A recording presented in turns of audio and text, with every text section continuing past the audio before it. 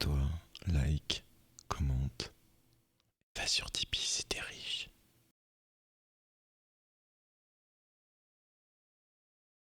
La Reine Écarlate. Chapitre 1. Ragolettis. Rag, on s'en est bien sorti, dit Alexis. Une jeune femme blonde, grande et athlétique. En cette fin de soirée, elle portait une chemise de nuit sans manches, au tissu épais et rêche, qui descendait presque jusqu'à ses chevilles. Ragolettis, son amie et colocataire, possédaient la même lingerie de nuit, héritage de l'orphelinat qu'elles avaient quitté depuis bientôt 2 ans. Les marques du temps étaient bien visibles sur les liquettes. Alexis avait enlacé sa frêle colocataire et parlait doucement, le menton posé sur une épaule de Ragolettis. « Al, c'est inconvenant de se coller ainsi, rouspéta-t-elle. Nous ne sommes plus chez les petites mains de la flamme, Rag. Dans cet appartement, nous pouvons courir nus, se coller l'une à l'autre, et goûter la peau sucrée et tendre. Ta peau sucrée et tendre, par exemple. » Alexis illustra sa déclaration en déposant un baiser dans le cou de Ragolettis, qui hésitait entre céder à la douceur de la séductrice ou résister. Ragolettis s'écarta d'un bond, comme une chatte effrayée, surjouant légèrement et regrettant aussitôt de ne pas avoir le courage de succomber. « Alexis, gronda-t-elle, le visage cramoisi et le regard presque furieux. Ragolettis était une femme assez petite et très fine. À chaque fois qu'elle regardait son reflet, elle se mettait à penser que seule sa poitrine était rentrée dans l'âge adulte. Peut-être trop. De nature timide, elle n'avait jamais su trop quoi faire de l'attraction que les gens semblaient avoir pour elle. Son propre visage, ovale, encadré de cheveux noirs et raides, l'intriguait aussi. Ses yeux légèrement bridés à l'iris très sombre, sa peau miel clair, sa bouche fine aux lèvres d'un rouge éclatant. C'était elle, elle le savait, mais était incapable de vraiment se l'approprier. Dans ses pensées, elle était sans visage, sans corps, être invisible, qui peut voir, entendre et penser sans aucune forme de matérialisation. Alexis savait qu'entendre son prénom en entier dans la bouche de son ami n'était pas bon signe. Il retourna à sa question. On s'en est bien sorti, non ? Les deux orphelines, des petites mains de la flamme, régulièrement punies de fessées cruelles pour leur faire comprendre que la flamme qui les protégeait exigeait de la discipline, sous peine de laisser le grand froid, le mal de l'ombre ravir nos âmes. Tu as été régulièrement puni, et je parie que le mal de l'ombre a déjà ton âme dans ses comptes. Un silence se glissa entre les deux amis, avant d'être chassé par un fou rire. Ragolettis se calma et continua. Oui, nous nous en sommes bien sortis. Beaucoup de nos anciennes camarades vivent le pire. À 18 ans, les pensionnaires de l'orphelinat se retrouvaient libres.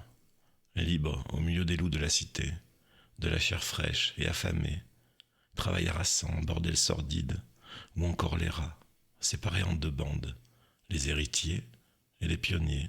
Raquettes, vols, enlèvements, assassinats étaient rythmés par une lutte sanglante. Quand les petites mains de la flamme s'ouvraient, les orphelins étaient le plus souvent piégés par Azalée. Azalée, capitale du royaume des 3 fleuves. La ville était nichée sous une falaise immense, creusée par le premier des fleuves, Pramis, renommé ainsi en hommage au fondateur du royaume. Le premier des rois, celui qui avait obtenu la libération et la protection des terres humaines de l'influence de la magie. 34 rois s'étaient succédés ainsi, dans le château collé à la façade de la couronne, l'antre des rois pâles. Au commencement, il n'y avait qu'un petit village coincé entre la falaise et l'extérieur du coude du fleuve. En aval, le fleuve traçait sa route sur des terres plus ensoleillées, qui étaient cultivées de plantes tubéreuses. L'accès à ces quelques fermes, qui feraient naître la capitale, était particulièrement difficile. Un chemin périlleux, creusé dans la roche, rejoignait le haut de la falaise. Très étroit et salement raide, il n'était que justice que le chemin fût appelé Bonne Raison, car il en fallait une pour s'y engager. En amont, à 4 jours de marche, un gué permettait de franchir le fleuve, du début de l'été à la mi-automne. Profitant des diverses protections naturelles du lieu, les disciples de la flamme vinrent se mélanger à la population déjà présente. Mélangés ou remplacés, les sources historiques étaient souvent contradictoires. Le village prospéra, la ville s'étendit et 2 ponts furent construits. Le premier, étroit, pour permettre à la ville d'enjamber Pramis, puis un deuxième, plus large, plus grand, plus grandiose. Pour l'étranger qui arrivait la première fois à Azalée, il y avait ce pont somptueux, et derrière celui-ci, une ville, dans l'ombre d'une falaise impressionnante, d'où semblait surgir le château, comme si la roche était piégée dans un accouchement qui ne devait jamais arriver à son terme. À proximité du château était disposé dans un demi-cercle chaotique le quartier le plus riche de la cité. Nobles, ministres, généraux et un nombre conséquent de conseillers se partageaient les demeures luxueuses. Au sud, un quartier commerçant pour les gens aisés, les artisans, ne produisait rien qui aurait pu atterrir dans les mains d'un honnête sujet. Au nord, un autre quartier commerçant, plus emprunté, plus bruyant. C'était ici que s'échangeaient les produits d'alimentation. Coincé entre ces deux quartiers et le fleuve, un quartier riche, disons suffisamment riche, mais pas assez pour être le voisin avec le conseiller de la production agricole, ni même avec la première voie de la flamme. À l'intérieur du coude du fleuve, dans la partie nord, se trouvait la rive des pauvres. Et plus on s'éloignait du pont, et plus l'argent devenait un mystère. Les maisons en pierre se transformaient en maisons en bois, puis en abris précaires, partageant l'occupation avec les déchets qui étaient la principale ressource de ses habitants. À la sortie du pont des 5 premiers porteurs, un parc entretenu et gardé, en son cœur un petit temple de la flamme, se voulant sobre, était très souvent utilisé pour célébrer les mariages, un rite pour les plus fortunés. De la partie extérieure du fleuve partaient 2 grandes routes, l'une vers le nord et une vers l'est. Ces 2 routes contournaient la forêt du Petit Lion. Un ruisseau la traversait en suivant l'intérieur de la bordure. C'était là le terrain de jeu idéal pour les enfants de la ville, au moins pour ceux qui se voyaient interdit l'entrée du parc. Un autre ruisseau traversait en son centre la petite forêt, mais les Hazals n'en savaient que peu de choses. Une ignorance qui n'entraînait que peu de curiosité, comme la forêt du Petit Lion dans son ensemble. La chasse était le plus souvent pratiquée à l'est, dans une région plus vallonnée, où les plaines étaient occupées par le bétail et les bois par des trophées. De même, il n'était venu à personne l'idée de couper du bois dans la forêt du Petit Lion. Cette ressource arrivait par caravane du nord, des grandes forêts qui s'étendaient loin après les innombrables vergers. Le pire, accueillir la fougue des hommes entre leurs cuisses et mourir de plaisir à chaque fois. Tu en rêves chaque nuit, Rag. Je t'entends gémir quand tu dors. Ce dont tu te prives le jour, cela te rattrape dans ton sommeil, alors que je suis là, tout près, contre toi, à moins d'un souffle. Ragolettis allait réprimander une nouvelle fois son ami, quand des cris venant de l'extérieur lui fit tourner la tête vers l'unique fenêtre. Elle se demanda le pourquoi de ce tumulte. Alexis se dirigea vers la fenêtre et l'ouvrit. Le ciel rougeoyait dans la nuit, et le vent ramenait des odeurs de bois brûlé. « Rag !» commença Alexis, mais elle entendit des pas claquer dans la boue, avant de voir émerger de l'obscurité des personnes courant comme si le grand froid était à leurs trousses. « Rag, quelque chose ne va pas. » Elle regarda son ami. Dehors, Ragolettis fronçait les sourcils. « Je ne le sens pas, Rag. » Ragolettis se levait pour rejoindre Alexis à la fenêtre, quand quelqu'un se décida à tambouriner à la porte. « C'est moi !» cria une voix derrière la porte. Alexis avait reconnu la voix d'Uto. Elle courut vers la porte pour la déverrouiller. Jamais elle n'aurait pensé se hâter autant pour Uto, un gentil garçon qui avait su devenir muet quand ragots et mensonges couraient dans son dos. Timide et lâche, elle était devenue incapable de lui faire confiance. Quelquefois, elle le croisait, toujours accompagné, jouant avec ses amis au canard fou, le jeu qu'elle affectionnait. Tant pis pour le canard fou. Elle tourna la clé et ouvrit la porte prudemment. Uto avait le visage décomposé. Il était essoufflé, en sueur. Ses fins cheveux blonds étaient collés à ses joues rouges, et ses petits yeux bleus, habituellement rêveurs, étaient affolés. Yves nous attaque. Il tue tout le monde. Tout le monde. Il faut aller au château. Ils sont presque là. Elle arriva à prononcer Uto, avant de dévaler les escaliers. Alexis resta immobile devant l'encadrement de la porte. Les informations se firent lentement une place dans son esprit, et des conclusions déjà fusèrent. L'urgence la paralysa un instant. « Halle !» Ragolétis. Nous devons aller au château. Non, répondit calmement Alexis. Quoi? On ne peut pas, Rag. On ne peut pas laisser l'argent ici. On ne peut pas l'emporter au château. Et, Rag, le château est un piège. Il n'y a pas de muraille. Rien. On ne peut pas rester ici, Al. On refera des économies. On recommencera. Les deux amis avaient économisé dans le but de quitter la ville, vivre chez elle, une petite ferme et des ruches, beaucoup de ruches, un avenir bucolique, une porte de sortie à cette vie. La rive, le chemin des écureuils, murmura Alexis, puis reprit plus fort. La rive, les écureuils. Alexis, il fait nuit, c'est impossible, contesta Ragolétis, effrayé par l'idée de son ami. Le chemin des écureuils emportait régulièrement les enfants vers la noyade. Il consistait à longer la rive du fleuve en restant collé à la digue. Un défi de gosse, une preuve de courage, une épreuve stupide. On l'a déjà fait, Rag. On prend l'argent, on suit la digue jusqu'au ruisseau, et on se cache un temps dans le petit lion. Quand Ragolétis entendit Alexis prononcer le nom de la forêt, il lui sembla que son existence venait d'être révélée. Une sensation désagréable, comme si elle avait quelque chose sur le bout de la langue, mais qu'elle n'arrivait pas à saisir les mots. Alexis était déjà en train de remplir deux sacs, les pièces économisées, un peu de nourriture, du pain et de la viande séchée dans l'un. Dans l'autre, une gourde d'eau, deux gilets et un couteau, le plus grand qu'elle possédait. C'étaient des sacs à toile épaisse, qui avaient vécu et qui se refermaient avec une corde longue, qui permettait de les porter à l'épaule. Elle jeta un sac dans les bras de Ragolétis. « On y va, Rag, » dit brutalement Alexis. Son ami lui répondit d'un hochement de tête. La ruelle n'était qu'un espace de terre nue entre deux rangées de maisons. La pluie de l'après-midi l'avait rendue collante. Par endroits, il fallait composer avec des flaques d'eau boueuse s'étendant sur toute la largeur de la ruelle. Un homme passa devant les deux femmes quand elles s'apprêtaient à sortir. Il courait, pieds nus, avec un enfant aux longs cheveux blonds dans les bras. Il n'accorda pas un regard aux deux amis. Ses yeux n'étaient plus qu'objectifs. La fuite, protéger son enfant, rester en vie. Ragolétis et Alexis emboîtèrent le pas de l'inconnu. Le bas de leur chemise de nuit beige se tapissait de boue à mesure qu'elles avançaient. Elles couraient, sans trop éviter la boue, de sorte qu'arrivant au petit pont qui rejoignait la ville, elles ressemblaient déjà à deux fermières qui auraient passé plusieurs heures à travailler au champ. C'était là que la course s'arrêtait. L'inconnu et son enfant allaient au cœur de la ville, comme bien d'autres avant lui. Pour beaucoup, la sécurité était là-bas, sur l'autre rive, près du roi.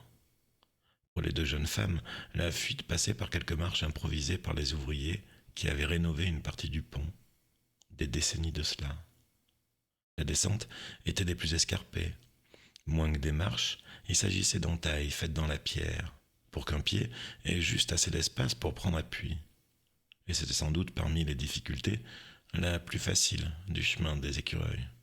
Ragolétis et Alexis retirèrent leurs sandales et firent passer la corde des sacs dans celle-ci avant de les refermer. Sans échanger un mot, rien de plus qu'un coup d'œil sur l'autre, elles descendirent les escaliers pour se retrouver à une coudée des plus hautes vagues du fleuve. Alexis ouvrit la marche. De jour, le chemin était périlleux. De nuit, elle avait l'impression d'avancer les yeux bandés. Une légère hésitation l'envahit, qu'elle chassa d'une grande inspiration, tout en fermant son esprit au doute. La digue était légèrement penchée, ce qui permettait de ne pas avoir à se soucier de trouver des prises pour les mains.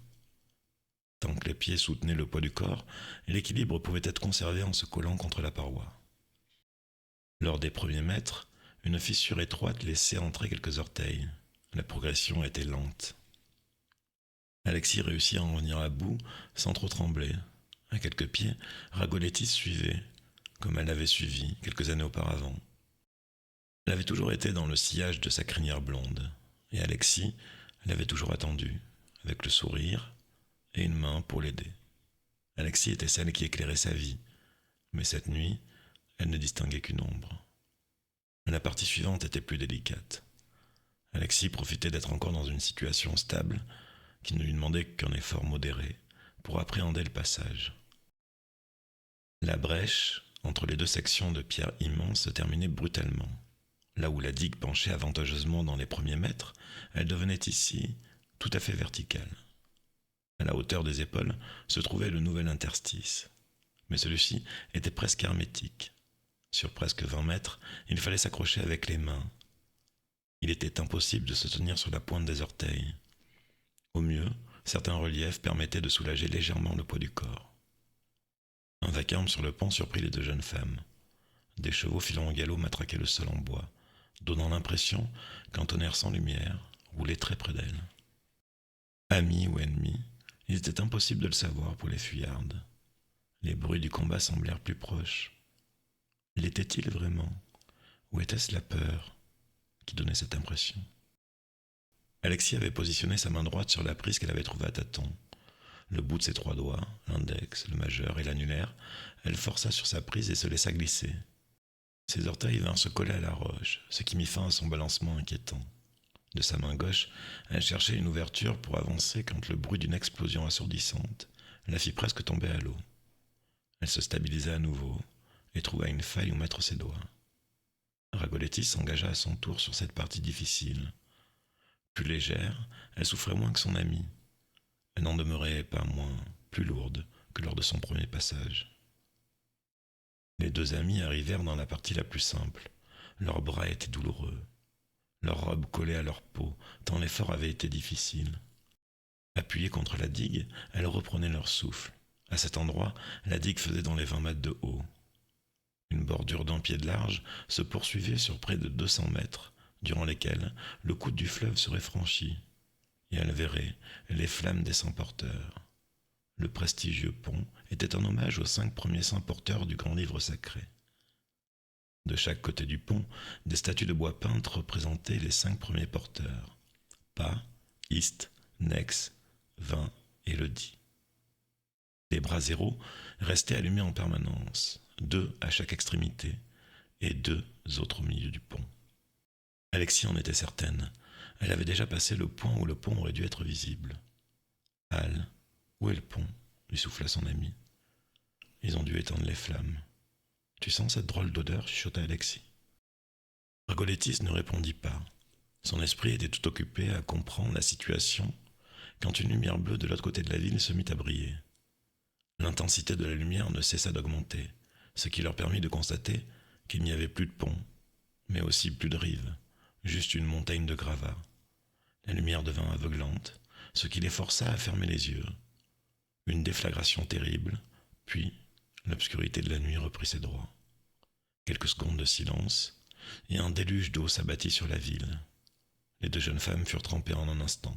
« Al ?» interrogea Ragolettis. « On avance, Reg, vite, faut pas rester là. » Elles progressèrent aussi vite que possible jusqu'au début des gravats, composés de gros morceaux de pierre taillée, de roches arrachées à la terre et de bois fracassés.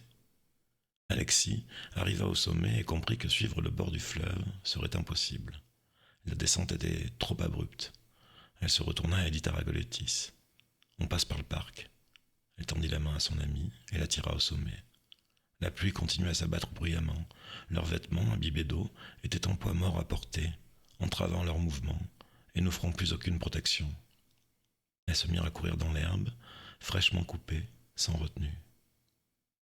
Quelques centaines de mètres, puis traverser la route nord et s'enfoncer dans la forêt du Petit Lion, pensait Ragolettis. Elle tiqua à nouveau. Il lui avait fallu faire un effort pour se rappeler de la destination, l'endroit où elle serait en sécurité. « Idid !» Le soldat Idid se figea en entendant le lieutenant Hélion crier son nom. Il répondit avec autant de soumission qu'il le put. « Présent, lieutenant Hélion !»« Sombre abruti, je sais que tu es présent !» cria le lieutenant Hélion, dont le visage exprimait tout le mépris et le dégoût qu'il avait pour le soldat Idid. Quelques semaines auparavant, il avait vu arriver dans son escadron cet homme gras, roux, au visage marqué par l'acné. Le lieutenant Hélion n'était pas du genre à juger sur l'apparence physique, mais ce Idid ne brillait pas par l'esprit non plus, et quelque chose gênait le lieutenant. Il ne sut pas quoi, jusqu'à ce qu'il s'aperçoive que le soldat Idid le reluquait à chaque fois qu'il allait se laver dans la petite rivière qui longeait le fort. Il l'avait aperçu, caché derrière un mûrier, la main dans le froc. Depuis, tout l'écœurait.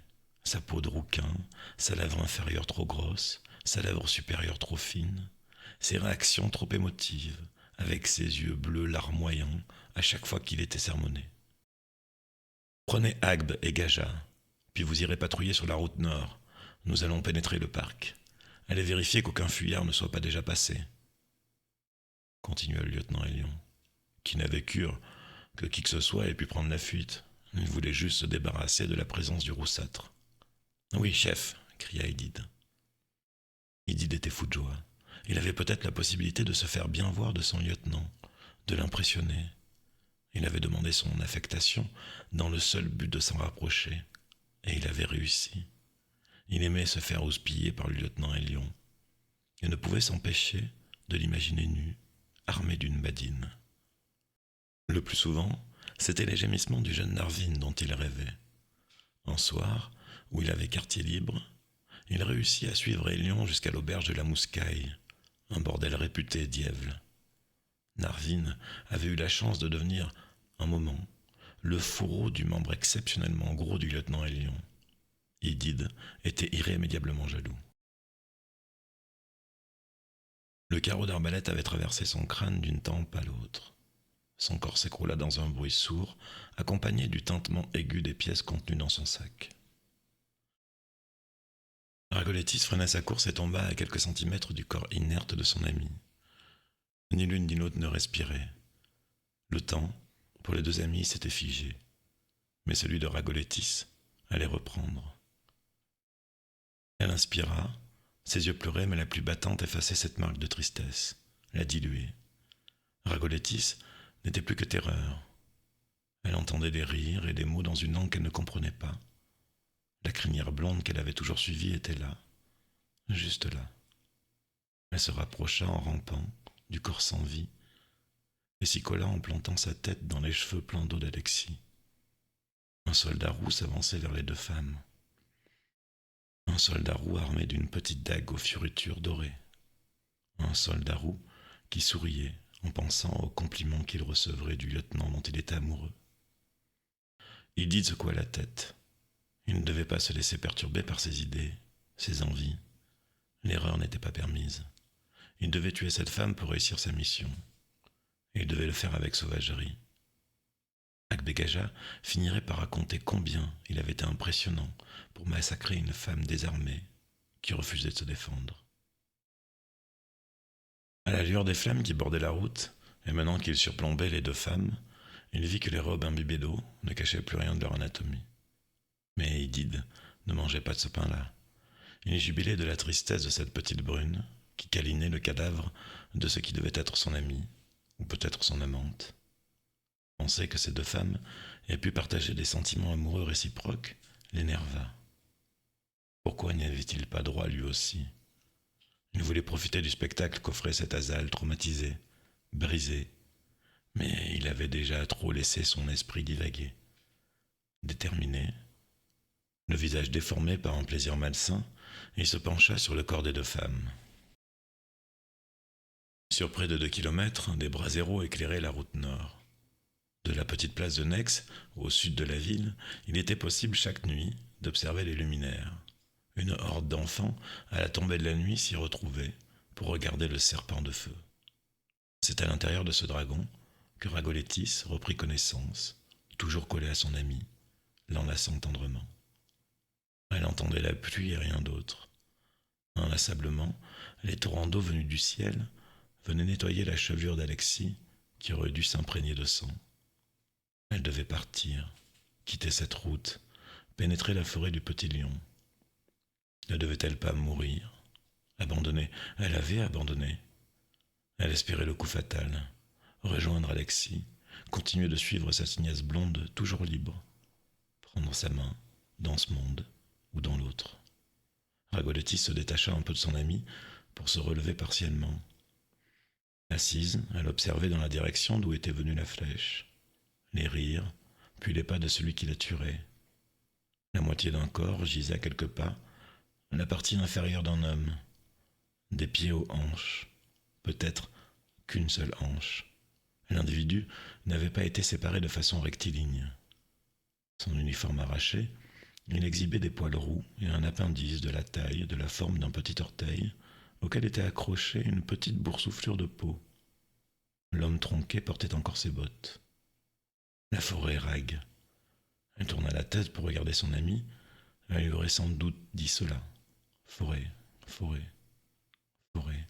Le mot se répétait en boucle dans sa tête. Elle céda au harcèlement de son esprit et se releva, résolue, résolue et vide. Elle glissa les mains sous les bras de son ami et commença à tirer. Son corps était engourdi, ses mouvements lents, sa force absente. Elle batailla, encore et encore, mais son ami refusait de la suivre. Elle n'était plus capable de cet effort. Elle se mit à crier et tira, en vain. Elle hurla et hurla encore. Ragolettis se leva tel un automate. Elle se détourna de son ami et se dirigea vers la forêt en claudiquant. Chaque pas semblait plus lent que le précédent, moins assuré. Chaque nouvelle inspiration était plus courte et plus espacée. C'était un corps sans vie, ou presque, qui s'effondra dans la bruyère de la forêt du Petit Lion. Il ne pleuvait plus. Et merci d'avoir écouté ce chapitre jusqu'à la fin. Si vous voulez m'aider à continuer, abonnez-vous, likez, commentez, partagez. Vous pouvez aussi m'aider sur Tipeee avec de l'argent si vous êtes riche. Parce que si vous galérez à chaque fin de mois pour acheter des pâtes, gardez votre argent.